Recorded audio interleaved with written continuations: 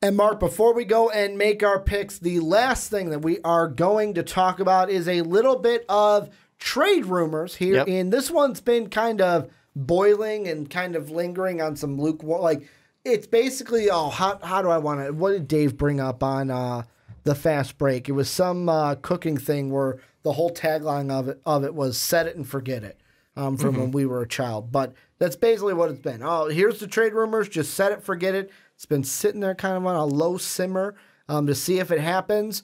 Joe Flacco, the Ravens, Lamar Jackson has come in, has played well, is going to lead them to the playoffs with a win this week over the Browns if they can do that. The whole Lamar Baker showdown that I know our patron Dallas wants to see, because he messaged us and said that I just want to say that when he was on the onside kick, he said that Lamar should have been drafted above Baker. And he's like, just saying. And I was like, cool, you're right. You're right. You've got it. Like, well, I wouldn't say he's right. Yeah, he's got his chance to see. Lamar, like, this is the game. This is the one that'll be the measuring stick. But so far, even though they've got entire careers and stuff like that, too. Exactly. But for right now, this is the measuring stick for this season.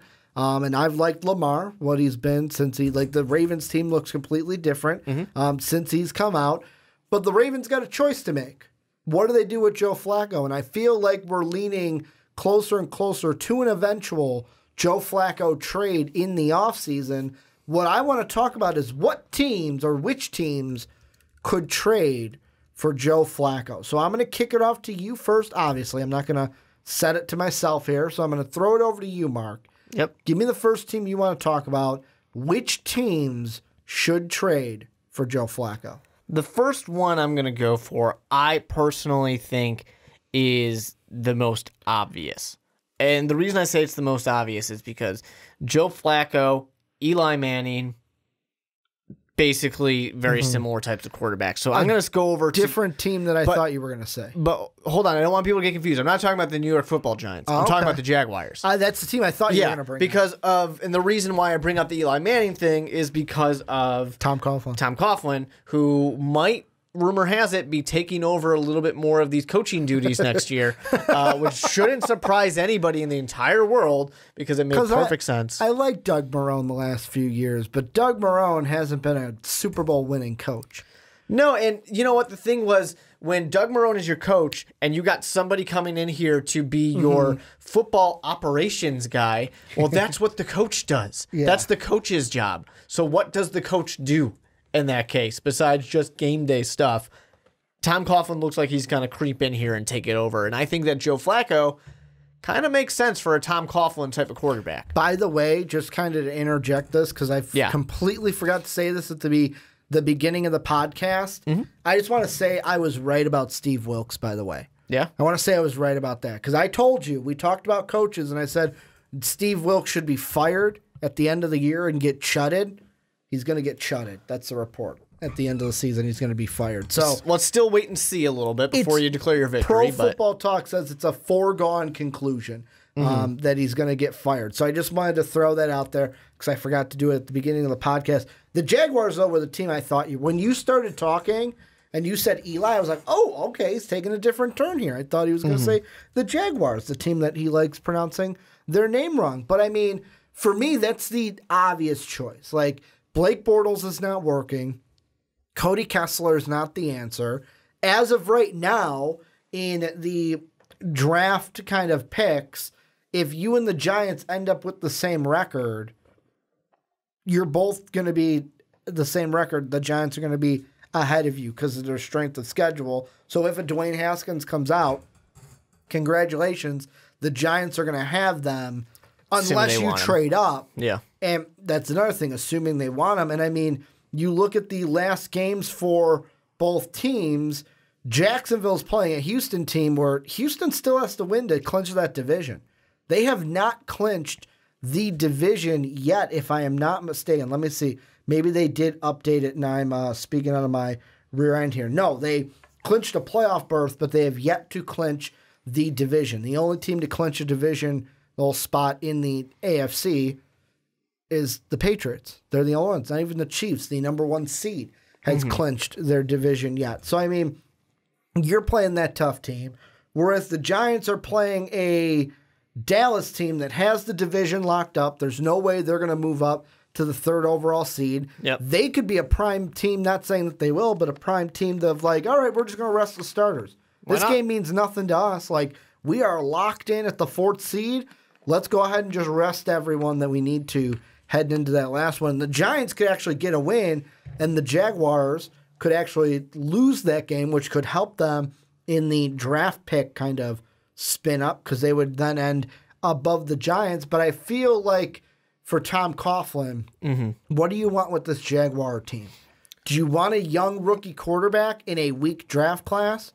Or do you want to go out and get a guy who's a veteran quarterback that knows how to play in the league and you don't have to teach a ton of stuff to transitioning from college to the NFL? Yeah, and there's that too, and there's also the question of just, is it going to be someone that even fits what you want to do? I don't imagine that the Jaguars really want a quarterback that's going to be one of these mobile type of quarterbacks. They have what's set up to be a little bit more with this power run type of offense where you just let Leonard Fournette do his thing and you come in here and do your thing. Blake Bortles' best year when he had 60% completion, 3,600 yards, 21 touchdowns, 13 interceptions, that's a Joe Flacco year. That's literally any year of Joe Flacco's career with 2 exceptions where he was doing about 4,000. He's going to have anywhere from 12 to 15 interceptions. He's going to hover around 20 touchdowns. He's going to give you probably about 3,600 yards. That's just Joe Flacco with even more completion percentage because he averages a little higher than Blake Bortles does. You have Blake Bortles' best year is an average Joe Flacco. And Joe Flacco, I think, will be better because when was Joe Flacco best? That Ray Lewis team. Great running game, great defense. All he had to do was not mess up. And that's what the Jaguars want to be. And let's be completely honest. Joe Flacco, although he hasn't been, like we've been trashing on him lately. He's never been bad. He's never been bad. And think about the wide receivers that the Ravens have had. Yeah, they've had like Torrey Smith and some high-profile receivers, but lately they kind of have receivers that are similar to the Jaguars, where the Jaguars this year, people are saying, oh, the wide receivers are the problem. You said coming into the season, I don't trust these wide receivers. Like, they just don't, like, they lost too much. They lost Allen Robinson. They lost Hearns. Oh, wait, your best guy in Marquise Lee, you lose him to an injury before the season even And they've had starts. a lot of injury issues. You know, there's been plenty of bad. And I do want to make one quick correction. Like Joe Flacco has the over 60 completion percentage with wide receivers that could be similar to what the Jaguars have now. I'll make one correction for anyone who's a Joe Flacco hater because I know they're out there. 2013, I would argue, was a bad year for him. He had one bad year in 2013. But that was the one where, 19 to 22 interception. What was their record that year? Does it say 8-8? So, I'd argue that's a bad year, sure. I mean, he also had an 8-8 year in 2016, but his stats were fine. He was not the problem with that season. Let me see. I'm going to look up that schedule. So, in that year, this was their schedule, and remember which year it was with 2013. Yep. They lose to the Broncos. They beat the Browns, beat the Texans, lose to the Bills, beat the Dolphins, then lost to the Packers and Steelers, which were playoff teams. They lost to the Browns that year, which was shocking because the Browns were bad. But it's a divisional game. They win against Cincy. They lost to the Bears, so they're 4-6. And after going 4-6, they ended well. Like, they had a win against the Jets, win against the Steelers, win against the Vikings, win against the Lions, just ended against the Patriots and Bengals, and lost those final 2 to go 8-8. Yeah. Like, they had a little bit of a run later in that year, kind of like what the Colts are doing right now, but not exactly. But yeah, that would probably be his worst I think year. we would argue that of any of the quarterbacks you can reasonably get, Joe Flacco is probably the best one, right? Like, we're agreeing on that? Yes. Yeah, okay. So with Herbert now staying in college, he's arguably going to be the best quarterback you can get. Because your other options are what? Tyrod Taylor? Or Case Keenum, maybe? Or the Philly special. Oh, Nick Foles. I'm not even thinking about Nick Foles. Yeah, but the Philly special could be like this is his last year on the contract. I don't think that they're going to re-sign him. Someone will pay him, but I just imagine that Nick Foles is one of those. We've already seen it. It didn't work. But anyways, Tom Coughlin can work with him. And you know what? That's probably the best case scenario for Nick Foles. I mean, let's be honest. Like when Nick Foles was going to quit football, I'd quit football too if my coach was Jeff Fisher. Sure. Like, wouldn't you be depressed and wanting to quit football if your coach was Jeff Fisher? Yeah, but I mean, Sam Bradford did pretty well with Jeff Fisher. Yeah, not amazing, but he did pretty well. That was a different Jeff Fisher. Like Jeff Fisher, they weren't that far removed from each other. Like Jeff Fisher, like that last year. Even we were all saying, like, come on, dude, what are you doing? We had been saying that for years. Why 7 and 9 bullshit. But I mean, like, here are the possible free agents, barring options and stuff. Tyrod Taylor. Yep. Josh McCown. Teddy Bridgewater. I'm getting this from Spot Rack. Matt Schaub. Ryan Fitzpatrick. So I would say the top in no particular order. You could trade for Joe Flacco, get yourself Tyrod or Ryan Fitzpatrick, or go out there and get yourself a Josh McCown. It's not that sexy. Or a Nick Foles if he does hit the free agent market. Yeah. If I had to order them, I would say Joe Flacco's my number 1. Ryan Fitzpatrick's my number 2. Tyrod's my number 3. Nick Foles is 4. And then Josh McCown is 5. That's what I would say is my top 5. If I'm one of these two teams, this is what I really want. This is my dream scenario here. You're saying one of the two teams between the Giants and the Jaguars? Yeah. Okay. Yeah. Is that I want to go ahead and get Joe Flacco because he'll be 34 years old by the start of the season next year. Yeah. He's on the 16th. He'll turn 34. I want him. He's going to be a veteran. He's going to be a nice presence. Is it? He can be a stopgap. His birthday's January 16th? Yep. I thought it was January 10th. Nope, 16th. Oh. You can trust Joe Flacco then. You want to know why? It's Capricorn. Because he's got a good birthday. You know us Capricorns. So I mean, he's a day off from the best birthday, but we can't blame him for that. That's all right. So he's a good guy who can be there, be your mentor. And then you know what you do in this? Maybe you do take the shot in the first round. You say, fine, we'll take a Will Greer. We'll take somebody who's not going to get the guy you want. No, he's not going to play. You're going to Patrick Mahomes him.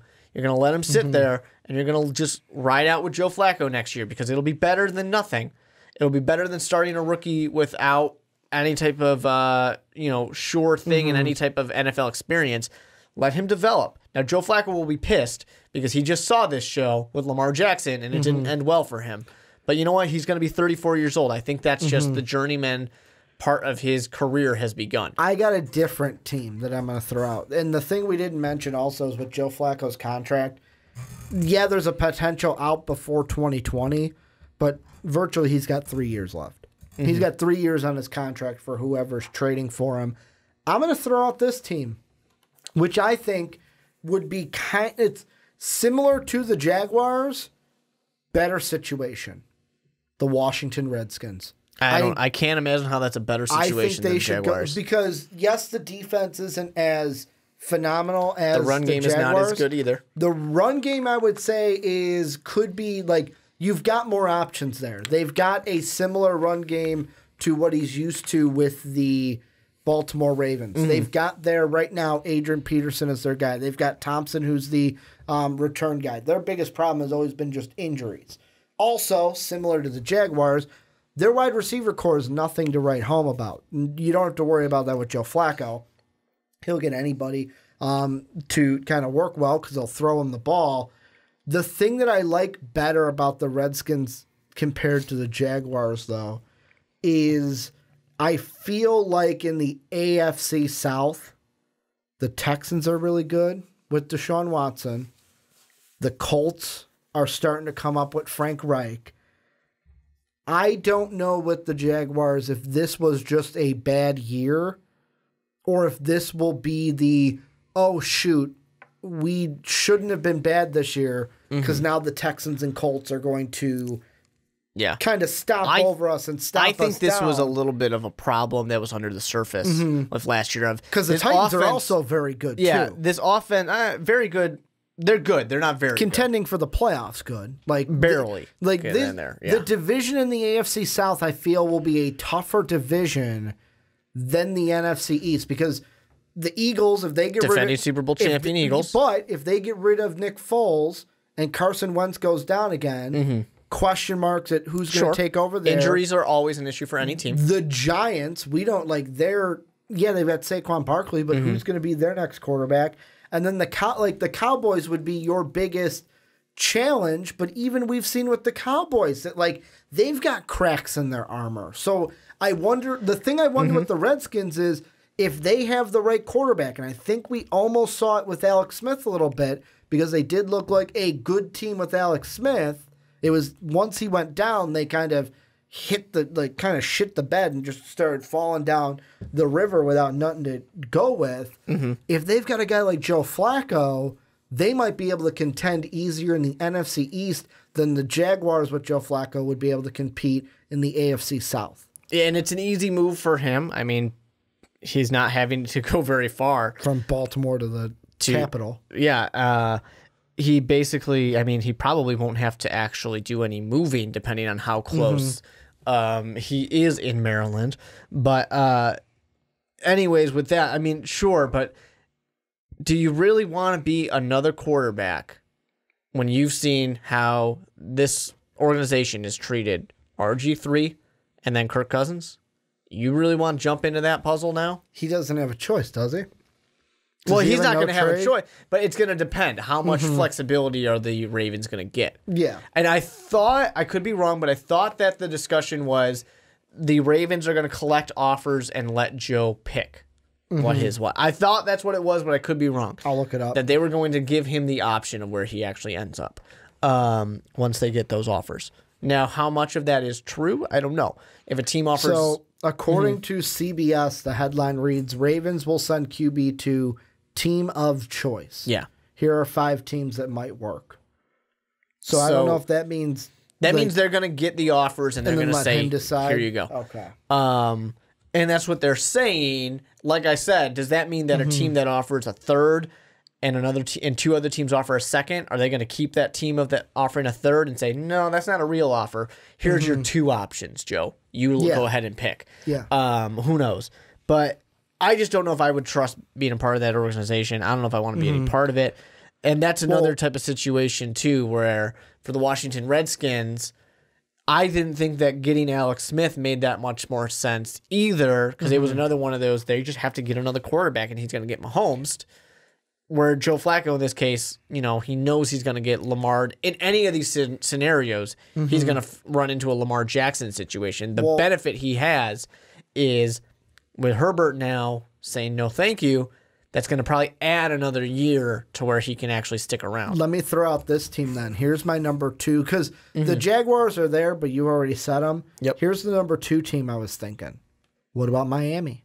Is that because they're a team in my mind where it's like, hey, do you trust Ryan Tannehill? Like, is he the guy to get you over the hump and beat Tom Brady? Or are you just sitting back and going, yeah, we'll just wait till he retires. We'll wait till good old TB12 until he's gone, and then we'll make our move to rue the day in the AFC East. Or could the Dolphins say, hey, you know what, Ryan? We've seen enough. Yeah, I know that Flacco's about 4 years older than you.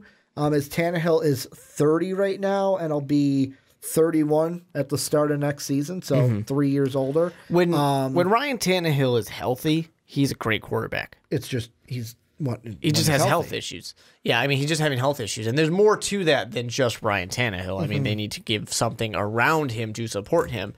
I don't see Miami making a move. Not this year.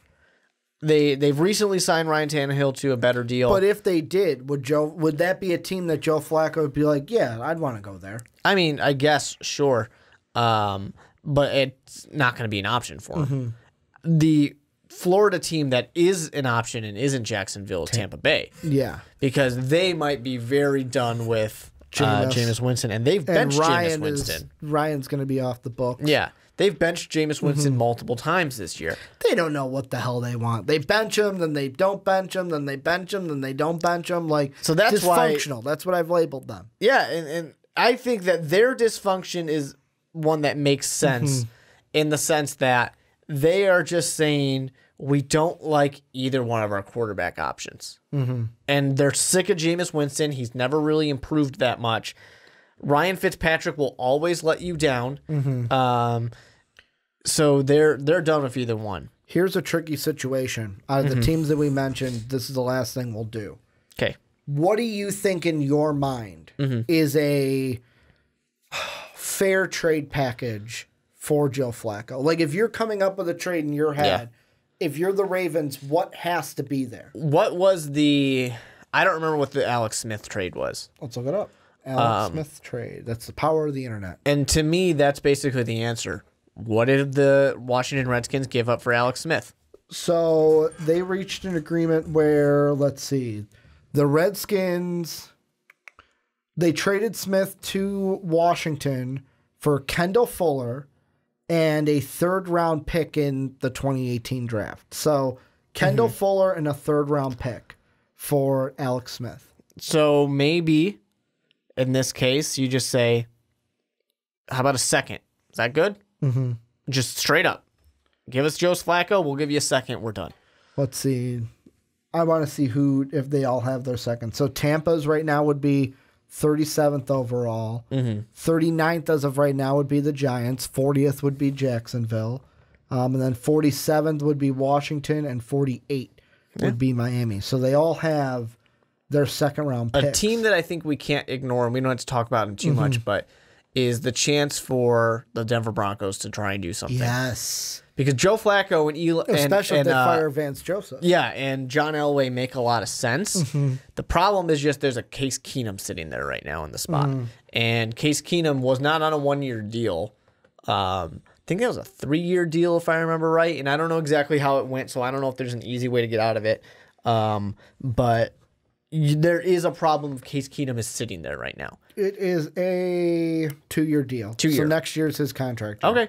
So maybe you're willing to just take the loss and say, all right, see you, Case. But from what it or says, maybe someone else will take Case Keenum. But from what it says here, I believe it's kind of like a Mike Glennon situation. Because in between them, Spotrac has potential out before next year. I think that, according to what I'm seeing here, the Broncos might be able to get out of it before next year. And if they can, I think that's a great option too. Just dump them and move on? Yep. Of course, then you're running into the same situation of that's a tough division to play in, but... Because, I mean, here's the thing I'll mention with the Redskins before I give my 2 cents on the Broncos. The thing is with their trade package, we already gave up Kendall Fuller to get Alex Smith. Yeah. Do we want to give up yet another person? Very true. To try to get Joe Flacco, or are we just going to try to sign like a Ryan Fitzpatrick? Whereas Denver, the thing I find interesting about them is, let's see what the Ravens really need. I'm going to look up their needs right now for the draft and see if, give me the good old Raiders. So, according to NFL.com, wide receiver, edge rusher, and inside linebacker are the 3 needs for the Ravens. What they could easily do is, I mean... If you have to sit and think about it, I don't think it's that easy. Well, no, it's probably like... Because the question is like a Shane Ray. Would the Broncos say, hey, we've got Bradley Chubb and Von Miller. We can trade Shane Ray in like a third, or Shane Ray in a fourth, depending on how high you value Shane Ray, and go ahead and get a Joe Flacco, or do they go ahead and say, all right, we'll give you like Andre Holmes in our second. Like, just give you a wide receiver that you can use, like kind of use. Because do they still have, they don't have Emmanuel Sanders on their roster still, do they? Or was he just hurt? I think he was just hurt. If he's on the roster, Emmanuel Sanders and a second or third, a second might be too much, like for the Broncos to give up. Like Emmanuel Sanders and a third, I could see that going for Joe Flacco easily. Possibly. And the Ravens taking it because they need some wide receiver help. It's just going to depend on what the package is. And it'll probably be similar to that Alex Smith trade that you mentioned. Oh, give us a player that we can use, but you really don't need, and give us like a second or third or maybe a 4th round pick, depending on what player you're giving us from your team and will easily give you Joe Flacco if Joe Flacco wants to go there. Would Joe Flacco want to play in Denver? I don't see why not. It's a good team. With a new coach? It's a good team. I don't see why you wouldn't want to go there. Well, I mean, he could easily say no to any of these. He could say no to any of them and say, I want to stay here in Baltimore. You can come up with a good reason why he should say no to any of these teams, but I think it's a good option. You can come up with a reason why he could say yes or no exactly to any of these. But this is where you guys come in. Let us know what you think down below in the comment section. First off, where would you want Joe Flacco to be traded, and what are some teams that you think will trade for Joe Flacco or try to trade for him this offseason? Let us know what you guys think down below in that comment section.